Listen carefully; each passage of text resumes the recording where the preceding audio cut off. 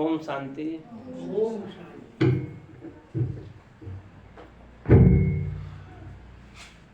आज का हमारा विषय है क्रोध। क्रोध 10 विकारों में से एक है, इसलिए हम इसे भूत कहते हैं, क्योंकि भूत दुख ही देते हैं। तो आज हम लोग इसके विषय में चिंतन करेंगे। तो सबसे पहले प्रश्न है कि क्रोध है क्या, इसे क्रोध कहें। तो पहला है कि जब हम अपने कर्मेंद्रियों से नियंत्रण खो देते हैं, हमारी कर्मेंद्रियां हमारे कंट्रोल से बाहर हो जाती हैं, हमारे शरीर का तापमान बढ़ जाता है, ब्लड प्रेशर बढ़ जाता है, बुद्धि कुंठित हो जाती है और हम अस्वाभाविक हरकतें करने लगते हैं, ऐसी अवस्था को क्रोध कहा जाता है। दूसरा,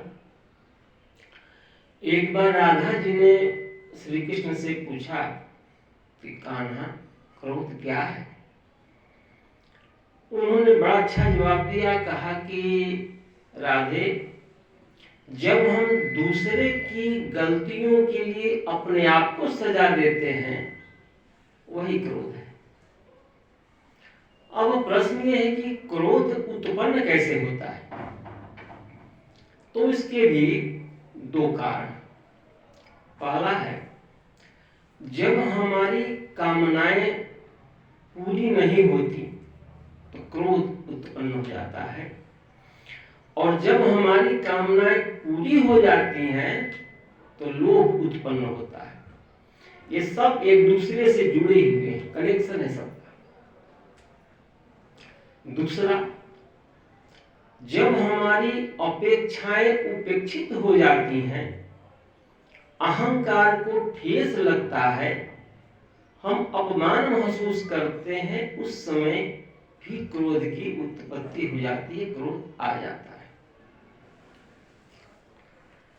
ये क्रोध बड़ा घातक है, क्योंकि क्रोध में हम ऐसे काम कर देते हैं जो उस समय तो महसूस नहीं होता, लेकिन बाद में हमको पछताने के अलावा और कोई उपाय नहीं दिखता है। जैसे अनूप जलोटा जी भजन गाते हैं कि जल से पतला ज्ञान है, पाप भूमि से भारी, क्रोध अगन से तेज है, कलंक का जल से काली। कहा कि क्रोध अग्नि से भी तेज है। क्यों? क्योंकि क्रोध तो हमको बाहर से जलाता है, लेकिन अग्नि हमको आग, क्रोध अंदर से जलाता है, क्रोध की अग्नि। इसलिए उसको क्रोधाग्नि कहा जाता है, अंदर से जला देता है। क्रोधी पहले स्वयं को जलाते हैं, फिर दूसरे को जलाते हैं या प्रभावित करते हैं। जैसे माचिस की तीली पहले खुद जलती है, फिर दूसरों को जलाती है। इसीलिए क्रोध किसी भी तरह से हमारे लिए अहितकारी ही है। और क्रोध, जब क्रोध का भूत पकड़ लेता है तो उस समय हम जो भी निर्णय लेते हो गलत ही होता है। ये गारंटेड है कि क्रोध के समय लिया गया निर्णय गलत ही होगा, वो सही किसी भी हालत पर नहीं हो सकता। जैसे एक बार शाम का समय था और एक माता शाम के भोजन की तैयारी कर रही थी, तो सब्जी काटने के लिए बैठी। उनका एक ही इकलौता छोटा बच्चा था, तो उन्होंने सोचा कि क्यों ना सब्जी काटने के साथ साथ बच्चे को कुछ पढ़ाया भी जाए, 2 काम हो जाएंगे। तो बच्ची को बुलाया, कहा कि बैठो, गिनती सुनाओ। बच्चे को 10 तक की गिनती याद थी, लेकिन वो 7 कहना भूल जाता था, 6 के बाद 8 कह देता था। माता ने कई बार समझाया कि बेटा 6 के बाद 7 होता है, फिर 8 होता है। बोलो, सुनाओ। कई बार सुनाया, बच्चे ने वही गलती की, वो 7 को भूल जाता था। अचानक माता को क्रोध आ गया, क्रोध का भूत पकड़ लिया, जोर से डांटा कि तुमको मैं सैकड़ों बार बता चुकी हूं कि 6 के बाद 7 आता है, तुम क्यों भूलते हैं। और क्रोध में उसने ऐसा काम कर दिया, वही चाकू जिससे सब्जी काट रही थी बच्चे के पेट में घोंप दिया। बच्चा लहूलुहान हो गया और भूत उतर कर भाग गया। तब उनको अफसोस हुआ, महसूस हुआ कि हमने क्या कर दिया। अरे भूल ही तो रहा था, धीरे धीरे अब सीख जाता, लेकिन होनी हो चुकी थी। क्रोध अपना काम करके चला गया था। हम कई बार ऐसे काम कर देते हैं क्रोध में, जो अपने प्रिय को भी दुख पहुंचा देते हैं, क्योंकि क्रोध का भूत ऐसा ही होता है, जो पकड़ लेता है उसके बाद हमारी मति भ्रष्ट हो जाती है, बुद्धि कुंठित हो जाती है, तो वही दिखाई देता है, बाकी हमको समझ बूझ तो रहता नहीं है क्या करना चाहिए क्या नहीं करना चाहिए, और उसे हम कर देते हैं। इसी तरह से एक बार एक परिवार में पिता, माता और उनका भी एक बच्चा था।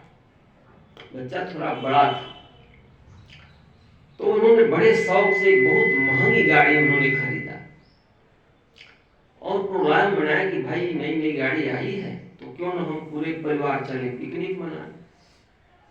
प्रोग्राम बन गया, सुबह सारी तैयारियों के साथ सब लोग चले गए पिकनिक मनाने। वहां गए, सब लोग अपना खाए पिए, उत्सव मनाए, खुशियां मनाए।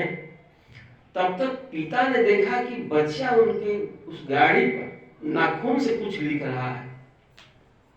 बच्चों की आदत होती है, जो नया नया लिखना जान जाते हैं वो कहीं ना कहीं लिखते रहते हैं, कहीं दीवार पर लिखेंगे, कहीं पेड़ पर लिखेंगे, कहीं जमीन पर लिखेंगे।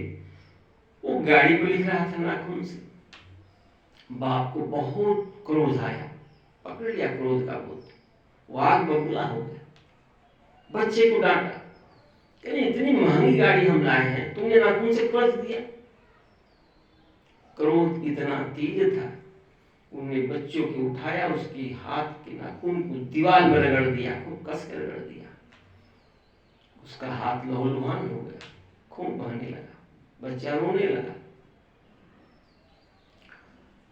तब उस समय अब क्या करते, गलती हो चुकी थी, क्रोध अपना काम कर चुका था। फर्स्ट एड बैग से किसी तरह से रुई वगैरह मलहम वगैरह निकाल कर उसको लगाया गया तो खून बंद हुआ। और तब उनकी नजर पड़ी कि बच्चा लिख क्या रहा था। तब उन्होंने देखा बच्चा लिखा था, पापा आई लव यू।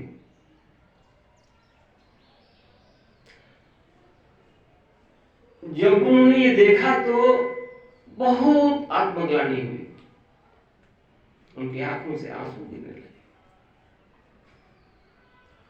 मैंने क्या कर दिया, मेरा बेटा मेरा ही ना बेटा है।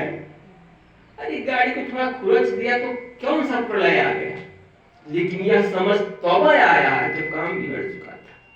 यह समझ तो उस समय ना आना चाहिए, लेकिन नहीं, क्यों, क्योंकि क्रोध का भूत सवार था। ऐसे ऐसे हम लोग काम कर देते हैं, या हो जाता है, वो करा लेता है, ना चाहते हुए भी वो करा लेता है। क्रोध नर्क बनाता है और शांति दिव्यता लाती है। क्रोध शांति को छीन लेता है, शरीर उद्विग्न हो जाता है, तो दुख होना जाहिर है। इसलिए हम जीवन को दूध के समान या पानी के समान बनाएं, पेट्रोल के समान नहीं, क्योंकि पानी आग नहीं पकड़ता और पेट्रोल आग तेजी से पकड़ता है, जो क्रोध को आने में सहूलियत हो जाता है, आसानी हो जाती है। क्रोध हमें अकेला कर देता है, हम अपने परिवार से, समाज से, भाई बंधुओं से अकेले हो जाते हैं। कारण क्योंकि क्रोध ही मनुष्य का चेहरा विकृत हो जाता है। और जो खुशी में रहते हैं, मुस्कुराहट में रहते हैं, उनके चेहरे पर सौंदर्य रहता है। सब लोग इसलिए डर जाते हैं कि क्रोधी है, कब क्या कह देगा, क्या कर देगा, कोई ठिकाना नहीं है, इसलिए इससे दूर ही रहना चाहिए। अकेलापन आ जाता है। अरे आदमी तो आदमी, परमात्मा भी ऐसे क्रोधियों से दूर रहते हैं, वो नजदीक नहीं आते। क्यों? क्योंकि परमात्मा को ये सारे विकर्म पसंद नहीं है, चाहे अहंकार हो, चाहे क्रोध हो, चाहे लोभ हो, परमात्मा उनसे दूर ही रहते हैं। इसलिए कबीरदास ने कहा कि कामी क्रोधी लालची इनसे भक्ति न होए, भक्ति करे कोई सूरमा जाति वर्ण कुल खोए। अर्थात जिनके अंदर काम है, कामनाएं हैं, क्रोध की आग है, लोभ है, ये भक्ति कर नहीं सकते, क्योंकि भगवान उनसे दूरी बना लेते हैं, नहीं कर सकते भक्ति। क्रोध हमें दुख देता है, इसलिए हम सब चाहते हैं कि क्रोध हमसे दूर हो जाए, क्रोध से छूटने के उपाय करते हैं। लेकिन स्वभाव संस्कार बदलने में समय लगता है। हम भले स्थान परिवर्तित कर लें या अपना वस्त्र परिवर्तित कर ले, इससे स्वभाव संस्कार बदल नहीं जाता, उसमें समय लगता है, उसके लिए अभ्यास चाहिए। अगर एक धक दृढ़ निश्चय हो जाए तो थोड़ा जल्दी परिवर्तन हो सकता है, लेकिन ये इतना सहज नहीं है। इसी तरह से एक बार एक जज साहब थे। जज साहब को अचानक वैराग्य आ गया। उन्होंने सोचा कि भाई मैं जज हूँ, ऊंची पोस्ट पर हूँ, सब लोग हमारा मान सम्मान करते हैं, लेकिन कब तक? रिटायरमेंट के बाद तो कोई पूछेगा नहीं। तो उनको जब वैराग्य आ गया तो उन्होंने नौकरी से इस्तीफा दिया और चले गए मथुरा, साधु बन गए, भगवा वस्त्र धारण कर लिया और भजन कीर्तन में लग गए, पूजा पाठ करने लगे। उनको लगा कि भाई मैं तो बैरागी हो गया।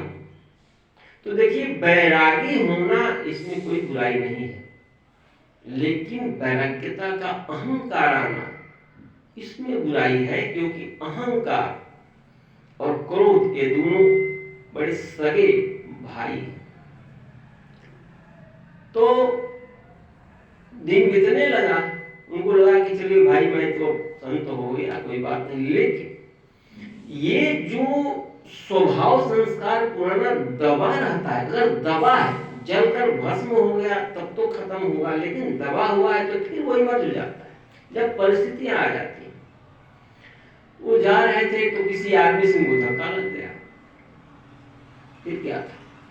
स्वभाव जागृत हुआ, क्रोधित हो गए और डांटा क्या है, तुम हमको धक्का दे रहे हो, मैं जज हूं, जज, मैं परम भक्त हूं, परमात्मा का भक्त हूं, मैं संत हूं, और तुम हमको धक्का दे रहे हो। ये कैसी संतई, ये कैसा वैराग्य? परिवर्तन नहीं हुआ, दबा हुआ था, इमर्ज हो गया। जैसे कहते हैं कि कुत्ते की पूंछ कभी सीधी नहीं होती, सब लोग जानते हैं। यह बात एक छोटा बच्चा था, उसने कहा कि भाई लोग कहते हैं कि कुत्ते की पूंछ सीधी नहीं होती है, मैं सीधा करके दिखाऊंगा।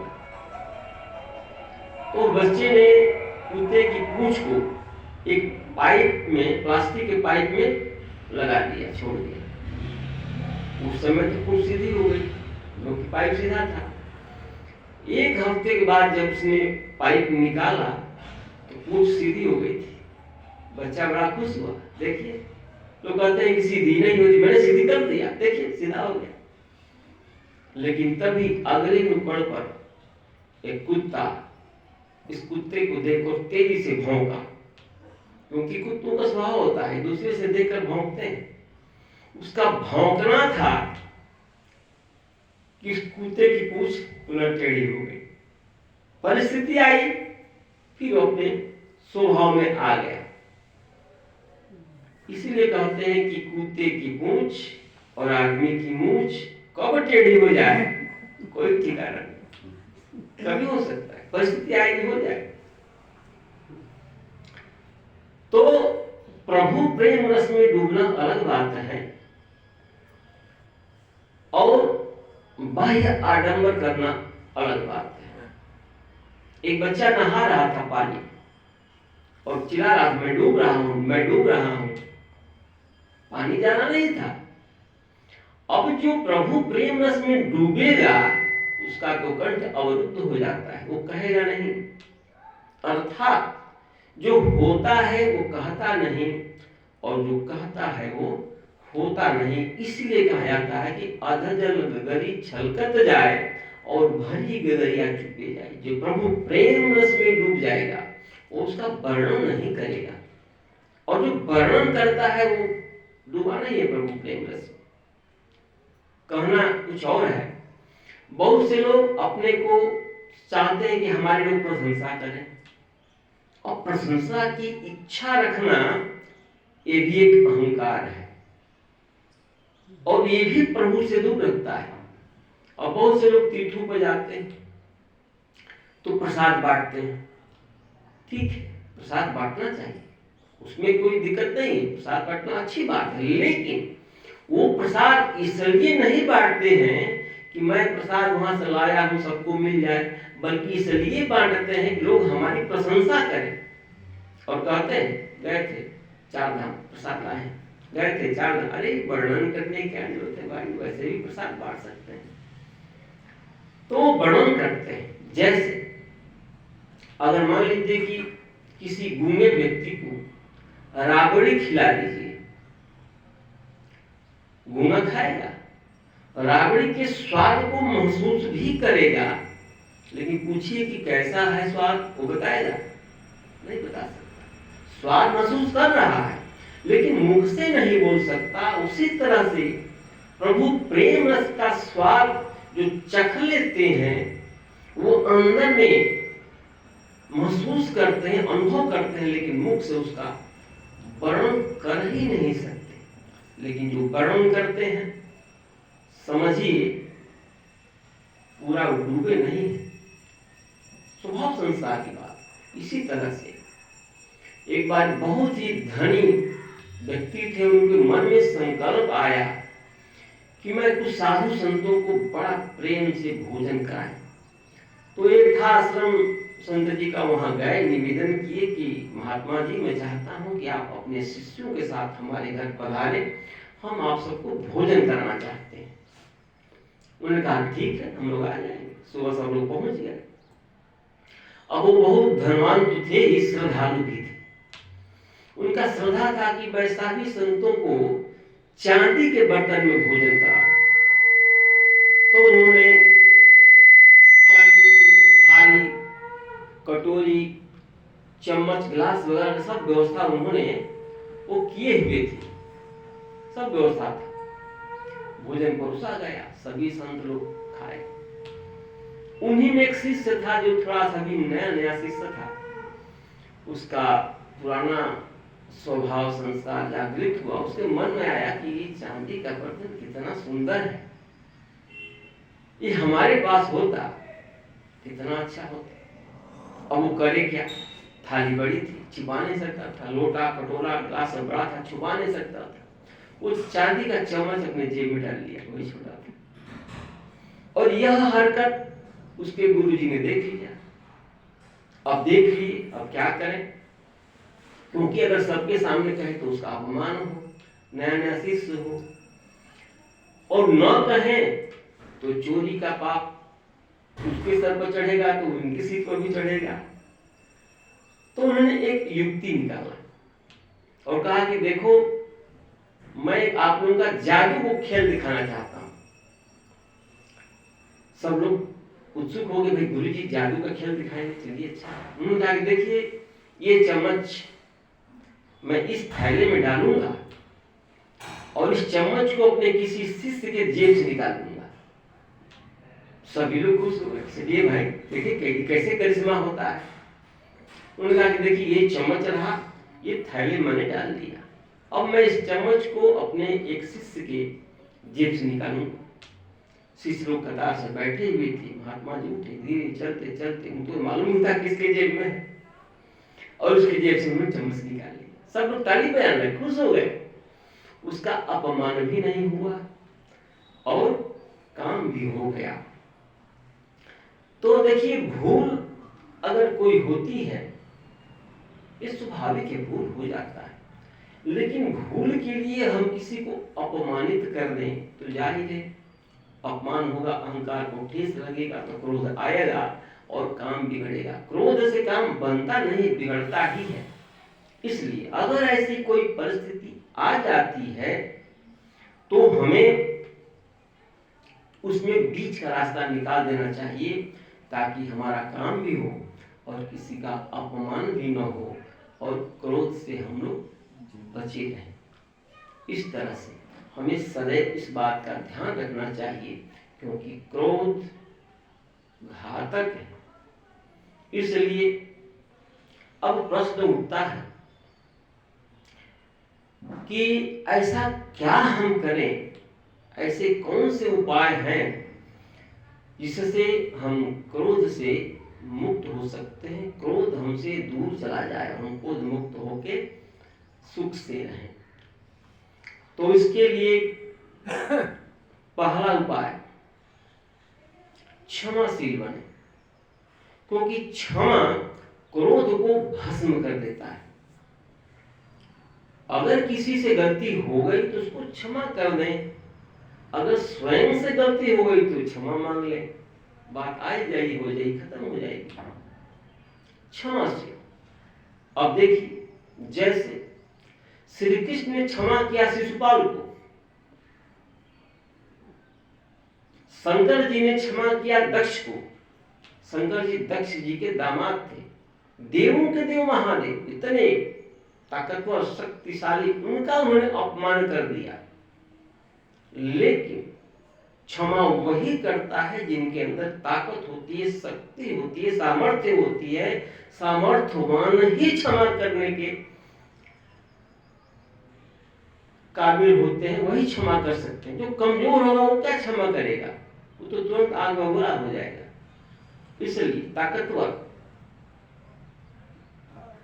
इसी तरह से एक बार एसपी साहब जानते हैं, पुलिस के अधिकारी हैं एसपी साहब, वो अपने दल बल के साथ गश्त पर निकले हुए थे।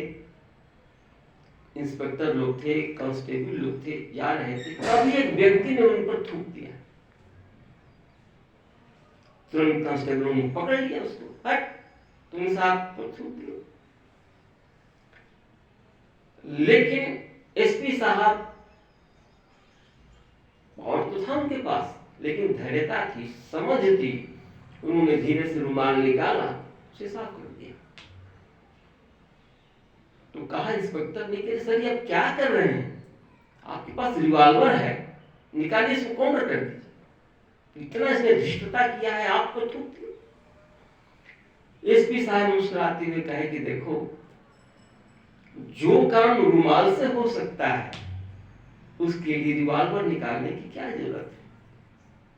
यह समझ, यह है क्षमाशीलता, कि हम किसी भी परिस्थिति में अगर क्षमा कर देते हैं तो हमारा बहुत बड़ा काम हो जाता है और क्रोध से हम बच जाते हैं। इसलिए क्षमाशील बने, पहला उपाय। दूसरा उपाय ये है कि मुस्कुराना सीखें, क्योंकि क्रोध और खुशी एक दूसरे के विपरीत है।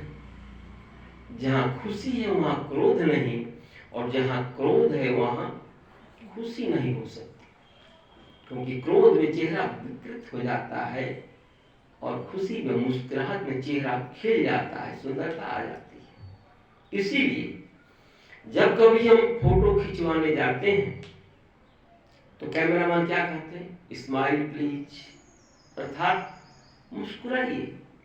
क्यों कहता है, क्योंकि मुस्कुराते हुए जो फोटो लिया जाएगा वो बड़ा सुंदर होगा, अच्छा होगा, दिव्य होगा। इसलिए वो कहता है कि मुस्कुराइए।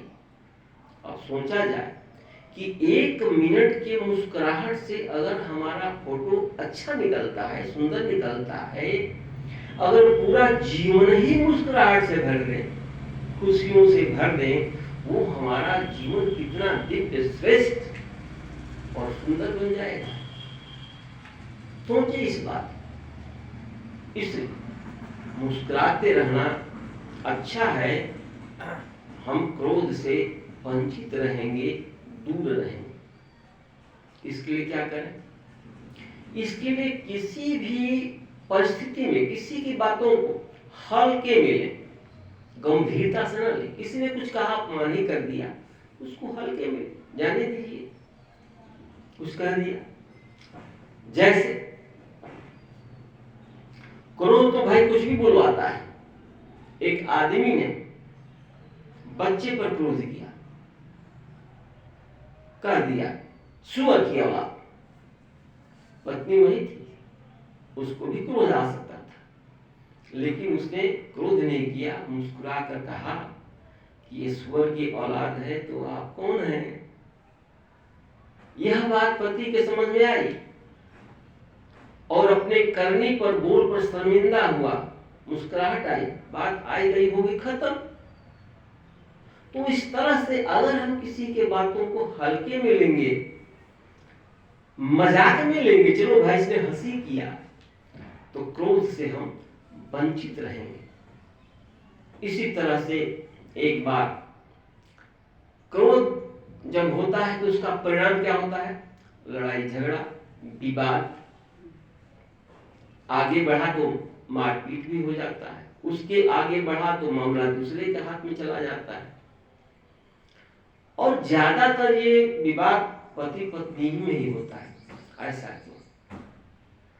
उसका कारण है कि ज्यादा साथ में पति पत्नी ही रहते हैं। कुछ बोलेंगे, कुछ ऐसी करेंगे, कोई गलतियां होंगी, क्रोध होगा, लड़ाई हो जाएगी। इसी तरह से पति पत्नी में विवाद हुआ, पत्नी को क्रोध आ गया, उसने कहा कि तुम जानवर हो। बड़ा गलत शब्द था।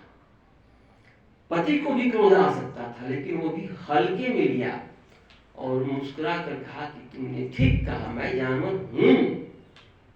और पत्नी आश्चर्यचकित हो गई, मैंने जानवर कहा है, कह रहे हैं कि मैं जानवर हूं। और वो देख रही है उत्सुकता की दृष्टि से, ऐसी क्या बात है भाई? तो कहा कि देखो, तुम मेरी जान हो और मैं तुम्हारा वर हूं, हो गया जानवर। अब पत्नी भी मुस्कुराई और पति भी खुश, क्रोध के भूत लड़ने से बच गए, बात खत्म हो गई, जीवन खुशहाल हो गया। इसलिए ऐसी वैसी बातें, जब क्रोध भूत ही है तो अगबग बोलेगा, अच्छी बात तो बोलेगा नहीं। तो वो तो काम है उसका अगबग बोलना, गलत बोलना। हमारा क्या काम है? हमारा काम है कि समझ के साथ उसको नजरअंदाज कर दें, तो हमारा कल्याण तो हो ही जाएगा। अब क्रोध भी बहुत चतुर होता है। वो देखता है कि सामने वाला अगर ताकतवर है तो तुरंत भाग जाता है, और देखता है कि सामने वाला कमजोर है तो हावी हो जाता है।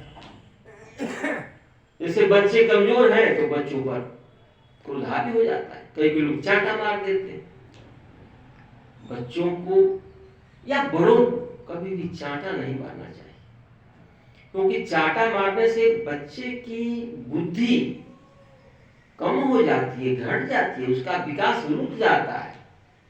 और बड़ों को मार देंगे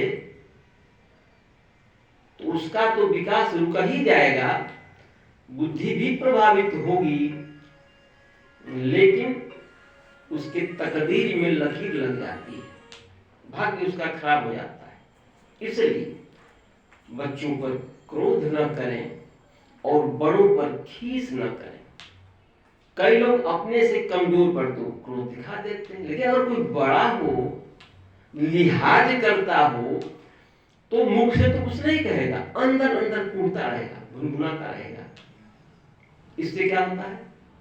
क्रोध तो है, अंदर में है, तो अंदर नुकसान करेगा। इसलिए बच्चों पर क्रोध न करें और बड़ों पर खीस न दिखाएं। इस बात का हमें ध्यान रखना चाहिए। और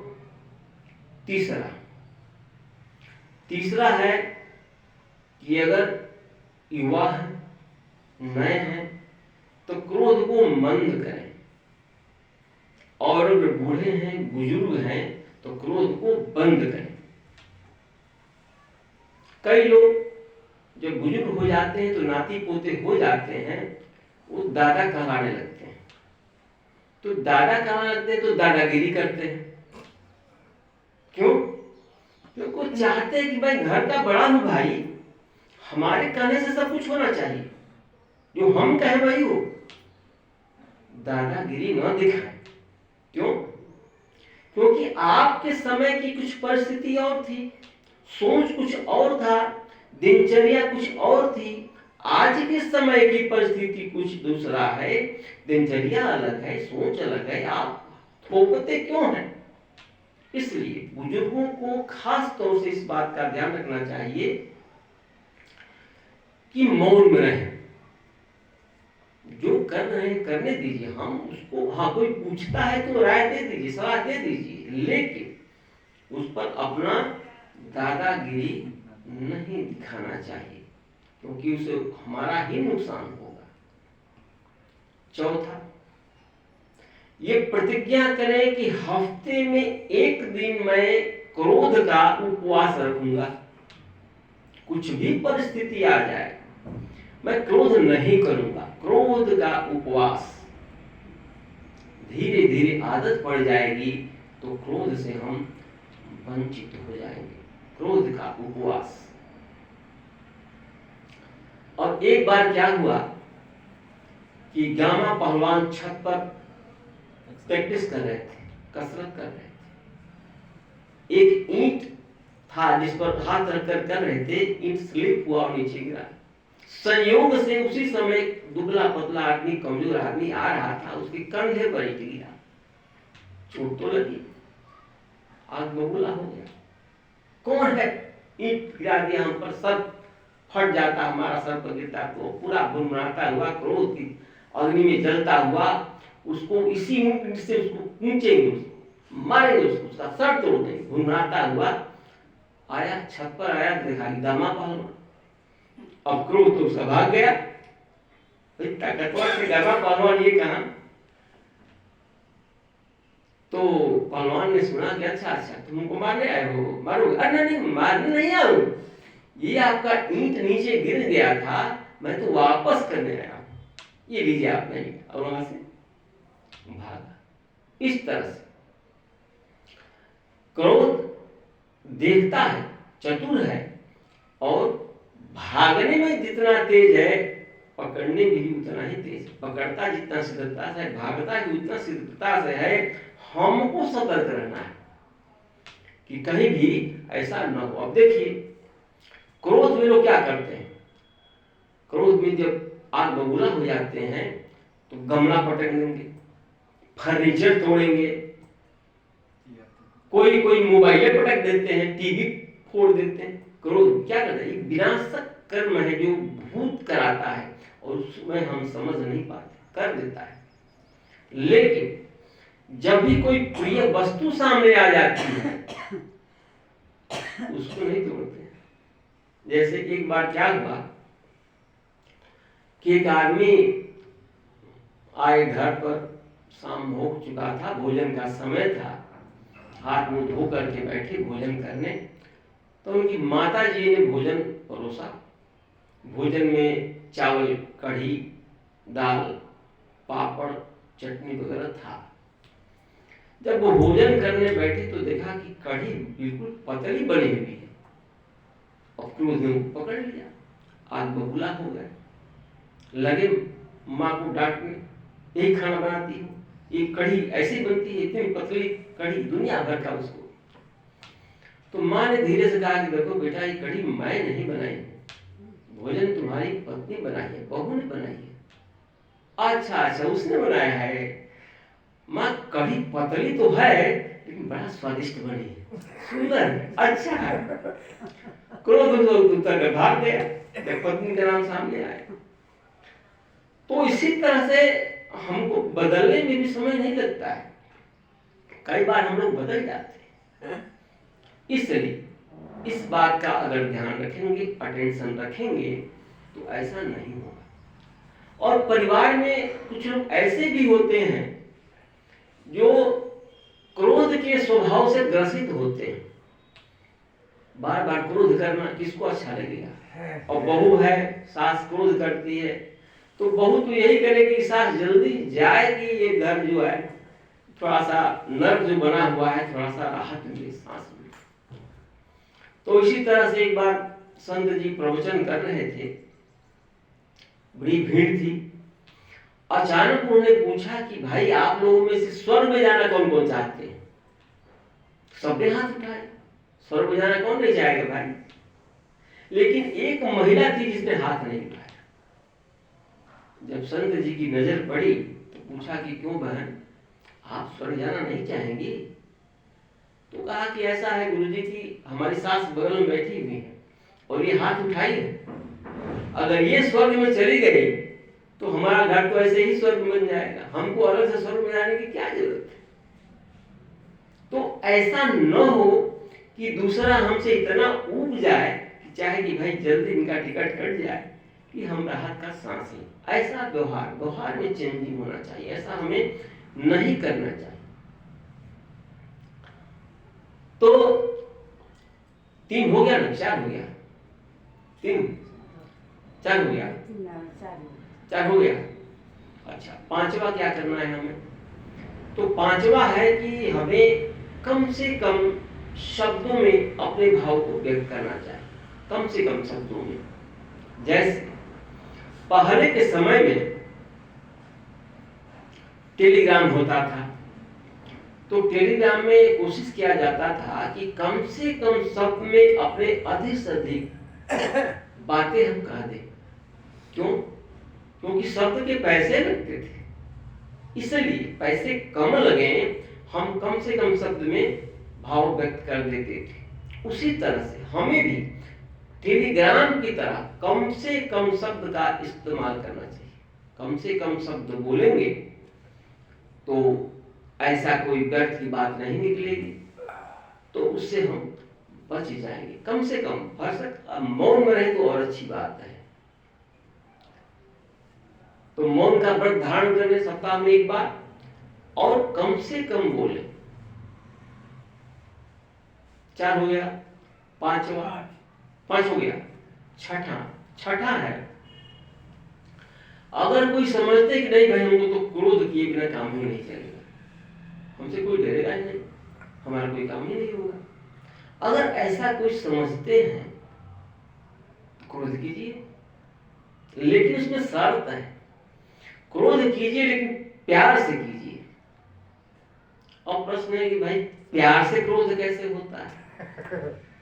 तो इसके लिए तो हमारी माताएं बहनें माहिर हैं, सब जानते हैं, उनको अलग से बताने की जरूरत नहीं। प्यार से क्रोध कैसे?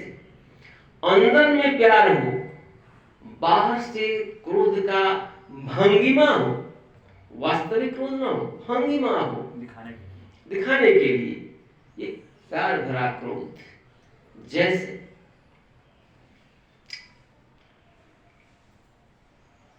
एक बार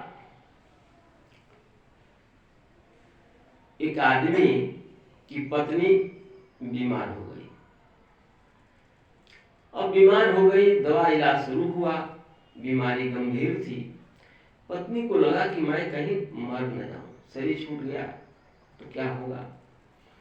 कोई भी पति पत्नी अगर एक दूसरे से प्रेम करते हैं तो नहीं चाहते कि हमारे जीते जी तो कोई बात ही नहीं है, मरने की बाद ही वो दूसरी शादी ना करे। तो पत्नी ने एक दिन अपने पति से कहा कि मैं बीमार हूं, अगर मर गई तो। कहते नाम मत लो मरने का, मैं तुमको अच्छे से अच्छे डॉक्टर, बड़े से बड़े डॉक्टर को दिखाऊंगा, तुम्हारा इलाज करूंगा, अच्छे से हॉस्पिटल में जाऊंगा, तुम मरो नहीं। पत्नी को कुछ सुकून मिला कि चलिए पति हमसे प्रेम तो करता है। फिर कहा कि फिर भी अगर मर गई तो, कहा कि मैं यमराज से लड़ जाऊंगा, यमराज से लड़ करके तुमको बचा लूंगा। तो पत्नी ने कहा कि फिर भी अगर मर गई तो, कहा मैं तो पागल हो जाऊंगा। तब पत्नी ने कहा कि तब तो तुम दूसरी शादी नहीं करोगे। तब पति ने कहा कि अब पागल है, क्या भरोसा, पागल तो कुछ भी कर सकता है। तो ऐसा भी प्रेम न हो कि सामने कुछ और पीछे कुछ और हो। प्रेम अंदर से होता है, प्रेम में सात्विकता होती है। ये आडंबर वाला प्रेम नहीं होना चाहिए। पांच हो गया, छह हो गया। सातवां है कि अगर क्रोध आ जाए तो मालूम है कि क्रोध के बाद लड़ाई होगी, झगड़ा होगा। ये बात और आगे न बढ़े, इसलिए हमें जब ऐसी कोई परिस्थिति आए तो वह स्थान छोड़ देना चाहिए, वहां से हट जाए, बाहर चले जाए, आश्रम में चले जाए, मंदिर में चले जाए, बाजार में चले जाए, पार्क में चले जाए, या किसी दोस्त के घर चले जाए। जब स्थान परिवर्तन होगा तो वायुमंडल परिवर्तित हो जाएगा और क्रोध से हम बच जाएंगे। क्रोध इतना घातक है कि आए दिन पति पत्नी में लड़ाई होती रहती है। अब देखिए, विदेशों में शादी के 4-5 साल के बाद ही अधिकतर तलाक हो जाता है, और भारत में 7 जन्मों की बात की जाती है। एक जन्म तो क्या, ये 7 जन्मों का हमारा ये भाई बंधन है, करते हैं ना। इसका क्या कारण है? तो इसका कारण ये है कि विदेशों में विवाह के बाद पति पत्नी 24 घंटे साथ रहते हैं, घर में साथ रहेंगे, दफ्तर में काम करने जाएंगे साथ में रहेंगे, रास्ते में भी साथ ही रहेंगे, गाड़ी पर घूमेंगे, मार्केट में जाएंगे, पिकनिक मनाने जाएंगे, पार्क में जाएंगे, कहीं भी जाएंगे साथ साथ रहेंगे। तो उनको प्यार का समय ज्यादा मिलता है। तो क्या होता है, उनका प्यार का कोटा जल्दी खत्म हो जाता है, और जो प्यार का कोटा खत्म हुआ तो मामला तलाक पर आ गया। भारत में क्या होता है, भारत में आए दिन पति पत्नी में लड़ाई झगड़े ही होते हैं। बहुत कम ऐसे दंपति हैं जिनमें लड़ाई झगड़ा कभी कभी होता है। आए दिन किसी न किसी बात पर लड़ जाते हैं, मिल जाते हैं। तो उनका प्यार का कोटा खत्म नहीं होता। जब खत्म नहीं होता तो उसके लिए अगला जन्म लेना पड़ता है, अगला जन्म लेना पड़ता है, तो जन्मों जन्म तक प्यार का कोटा चलता रहता है। लेकिन ये बात केवल कहने से नहीं होता है, वास्तव में हम वो ठीक है, प्रेम हो, अगर सच्चा प्रेम हो तो इसमें कोई बुराई नहीं है। लेकिन अगर स्वार्थ बस प्रेम हो तो वो अच्छा नहीं है। स्वार्थ बस प्रेम ये घातक होता है। जैसे कई कई बातें वैसे बोल देते हैं, क्या बोल दिए ये स्वयं को पता नहीं, बाद में पता चल कर क्या होगा, पहले तो बोल देते हैं ना। जैसे एक बार पति पत्नी थे, उनका 6 महीने का छोटा बच्चा था। संडे का दिन था, फ्री थे, सोचे कि क्या करें, तो चलिए आज फिल्म देखने चलते हैं। प्रोग्राम बन गया कि टाइम भी पास हो जाएगा, मनोरंजन भी हो जाएगा। चलिए ठीक, छोटे बच्चे को लेकर गए सिनेमा हॉल में। जब लाइट बंद हुआ, लाइट बंद करने के बाद ही फिल्म आरंभ होता है क्योंकि अच्छा से दिखाई देगा। लाइट बंद हुआ तो बच्चा डर गया और रोने लगा, और रोने लगा तो भाई डिस्टर्बेंस तो होगा। पति ने कहा कि चुप कराओ, बच्चे को चुप कराओ। कहा कि क्या करें, चुप ही नहीं होता है। आमतौर पर जब बच्चा रोता है तो माताएं दूध पिलाती हैं, तो बच्चा चुप हो जाता है। कहा दूध पिलाओ जल्दी, चुप हो जाएगा। उसने कोशिश किया, कहा क्या करूं, दूध भी नहीं पी रहा है। कोशिश तो मैं कर रही हूं, रोते रो जा रहा है, डर गया है, अंधेरे कारण डर गया है। अब उसको क्रोध आ गया, क्रोध के वशीभूत हो कहा कि इसको एक चांटा मार, देखो ये क्या, दूध तो इसका बाप भी पिएगा। अब चाटा, छोटा बच्चा, चाटा मारना तो ठीक नहीं है, लेकिन क्रोध की बात होती है।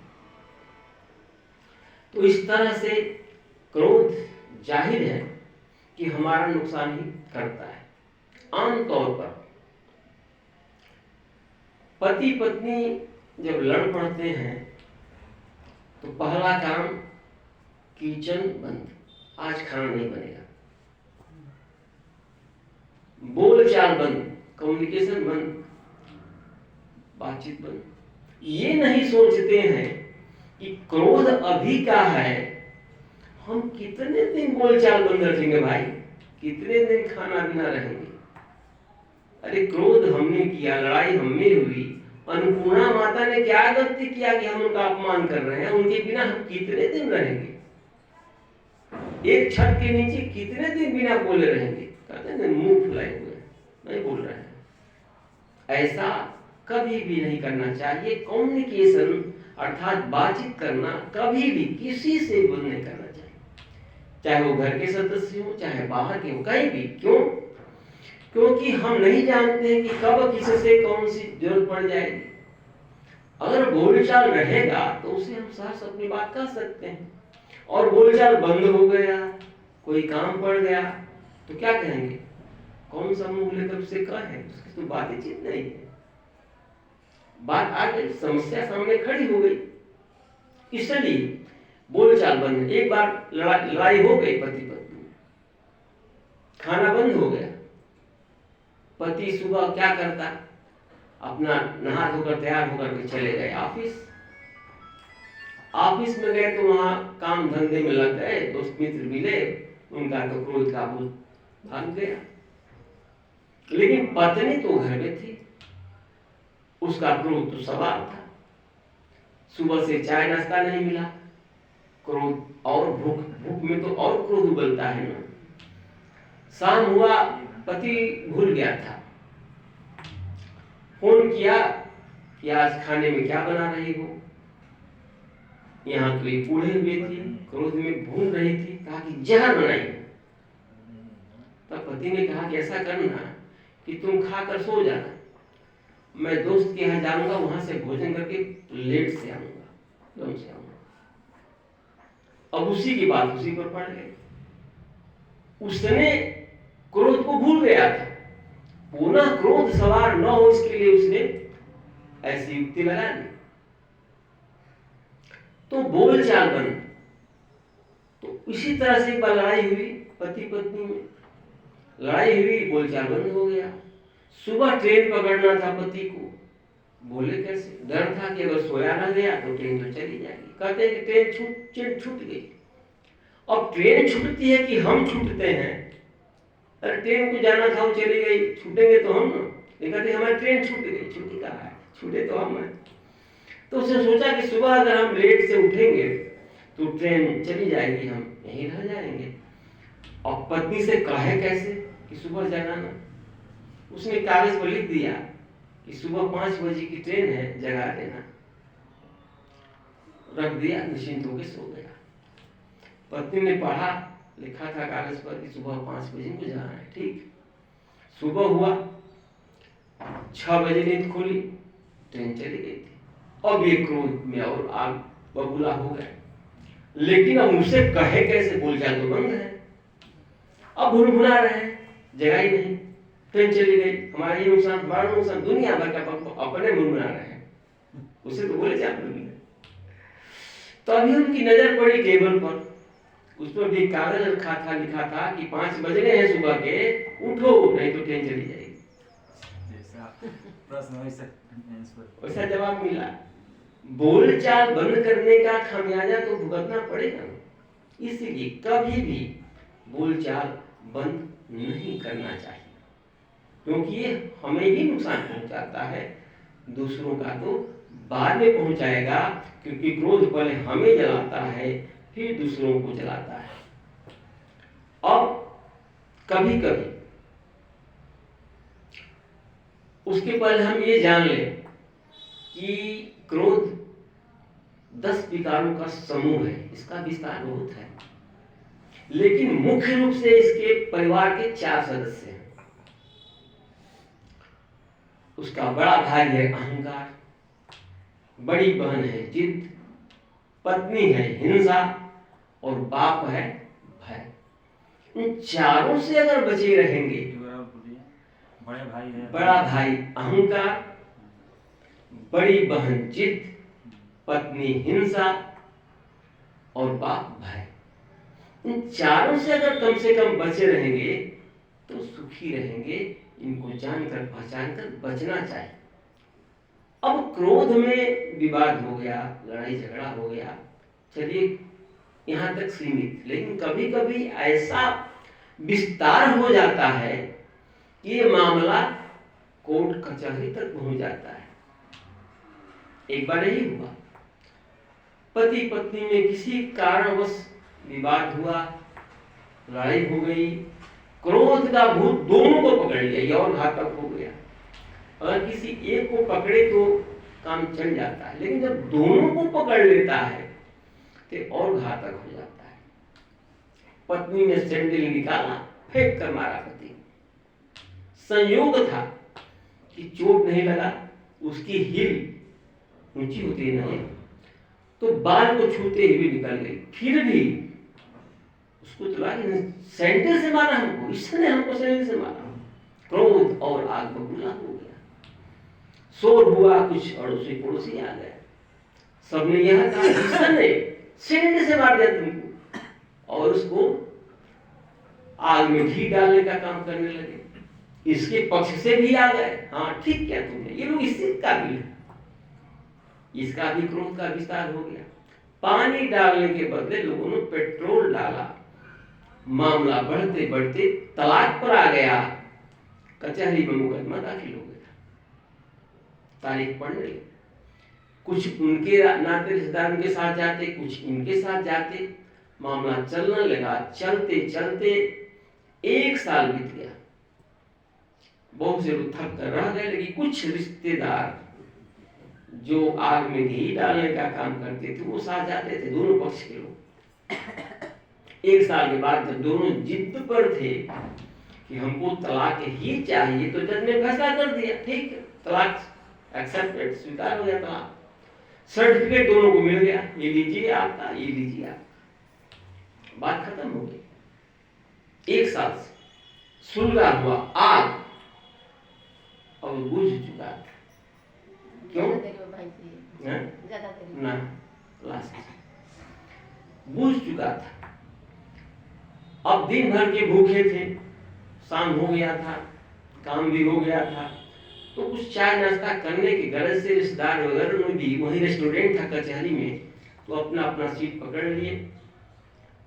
पति भी बैठा हुआ था। पत्नी ने देखा कि चारों तरफ कहीं कोई कुर्सी खाली नहीं है, वो पति के सामने वाला ही कुर्सी खाली था, गई वहीं जाकर बैठी रही। दोनों मौन है, पहल कौन करे? परेशानी तो इस बात का है, झुके कौन? क्योंकि झुकता वही है जिनके अंदर शक्ति होती है, ताकत होती है, वो झुकता है।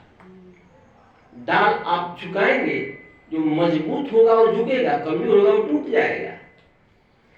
तो समस्या यहाँ है कि झुके कौन, पहल कौन करे? अरे किसी न किसी को तो करना पड़ेगा ना भाई, और करते भी हैं, लेकिन कब? जब काम बिगड़ जाता है तब। दोनों मौन। तब पति ने कहा कि तुमको 5 लाख रुपए हमको देने हैं, जज ने फैसला किया है, मेरे पास तो इस समय 5 लाख है नहीं, सोच रहा हूं कि वो फला जगह की मकान तुमको दे दूं। तब पत्नी ने कहा कि भाई 5 ही लाख तुम देने हैं, लेकिन उसकी कीमत तो 25 लाख है, क्यों दोगे? उसने कहा कि देखो तुम्हारा भी जीवन लंबा है, और उनकी बेटी थी, बेटी जी बड़ी होगी, पढ़ाई लिखाई करेगी तो खर्चा तो लगेगा ना। ये सोच उस दिन कहाँ थी जो अब सोच रहे हैं। ये सोच अगर उस दिन होता तो मामला यहाँ तक पहुंचता नहीं। पत्नी ने भी कहा कि तुम भी कितने दुबले हो गए हो, तुम खाने पीने में लापरवाही करते हो, खाया पिया करो। ये बात उस दिन कहाँ था जब सैंडल फेंक कर मारा था। दोनों एक दूसरे के दुख सुख की बात करने लगे।